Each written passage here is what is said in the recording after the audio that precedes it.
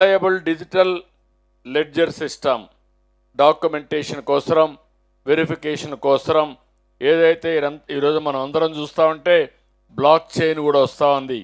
అలాంటి block chain కూడా తీసుకొని ఎక్కడ కూడా ల్యాండ్ రికార్డ్స్ అన్నీ ఫోర్జరీ చేయకుండా, లేకుంటే ల్యాండ్ రికార్డ్స్ అన్నీ ఇష్టానుసారంగా మార్పులు చేయకుండా ఇది కూడా చేయడానికి ముందుకు పోయాం. ఇవన్నీ కూడా కొన్ని ఇనిషియేటివ్స్ మాత్రమే ఈరోజు నేను ప్రారంభించాను.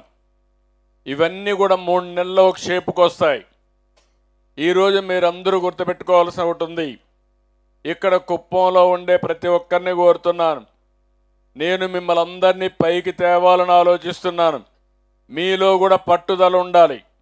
మీరు అట్ట కాకుండా నేనేదో చెప్తే మీరు ఇట్నే చెప్తారు కాబట్టి మేము ఇట్లనే ఉంటామంటే మిమ్మల్ని ఎవరూ మార్చలేరు. మళ్ళీ అట్లా కాకుండా నేను చెప్పింది మీరు అర్థం చేసుకుని అందిపుచ్చుకోవాలి.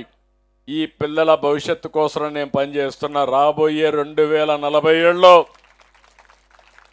23 సంవత్సరాల్లో కుప్పం భారతదేశానికి ఒక ఆదర్శ నియోజకవర్గంగా ఉండాలి. ఎవరన్నా చదువుకోవాలంటే బెంగళూరు పోవడం కాదు, కుప్పానికి రావాలి. అలాంటి ఇన్స్టిట్యూషన్స్ ఇక్కడ తీసుకొస్తాం. ఒక మెడికల్ కావచ్చు, ఒక ఇంజనీరింగ్ కావచ్చు, ఒక టెక్నాలజీ కావచ్చు, అలాంటివన్నీ తీసుకొస్తాం. ఇదే కాకుండా మోస్ట్ లివబుల్ ప్లేస్గా తయారు చేస్తాం. కుప్పానికి వస్తే ఆరోగ్యం పెరగాలి.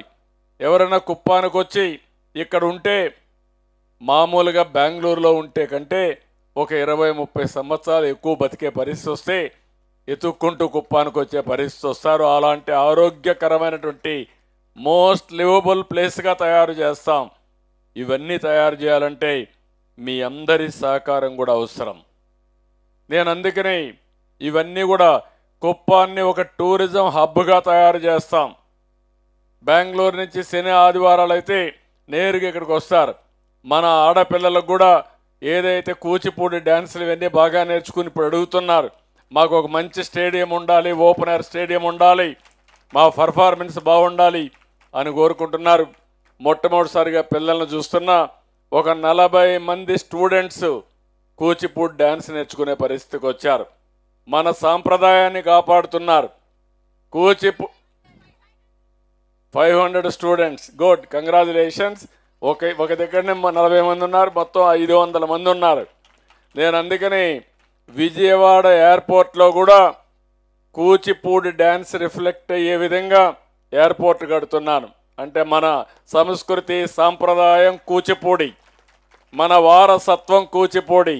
అందుకే దీనికి కూడా ఎయిర్పోర్ట్కి కూడా ఆ కూచిపూడి రిజెంబ్లెన్స్ పెట్టి ఒక ఎయిర్పోర్ట్ కూడా కడుతున్నాం.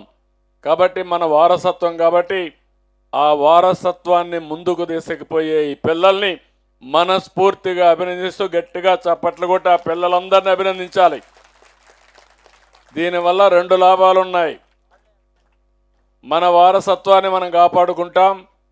రెండో విషయంలో చూస్తే దీనివల్ల మన పిల్లల ఆరోగ్యం కూడా బాగుపడుతుంది. ఇది మన గొప్ప సంస్కృతి సాంప్రదాయం. ఇవన్నీ కూడా చేసుకుంటూ మనం ముందుకు పోతాం. ఇదే కాకుండా ఈరోజు మీరు చూస్తే మన దగ్గర టెంపుల్స్ కూడా బాగా ఉన్నాయి. ఆ టెంపుల్స్ అన్నిటినీ మోడర్నైజ్ చేసి ఇంకా బాగా డెవలప్ చేసి ఆ టెంపుల్స్ టూరిజాన్ని కూడా మనం ప్రమోట్ చేస్తాం. ఇంకొక పక్క ఎయిర్పోర్ట్ కూడా తొందరలోనే వస్తుంది. దానికి కూడా ఫస్ట్ టైం ఇలాంటి మారుమూల ప్రాంతంలో బెంగళూరుకి సెటిలైట్గా ఒక ఎయిర్పోర్ట్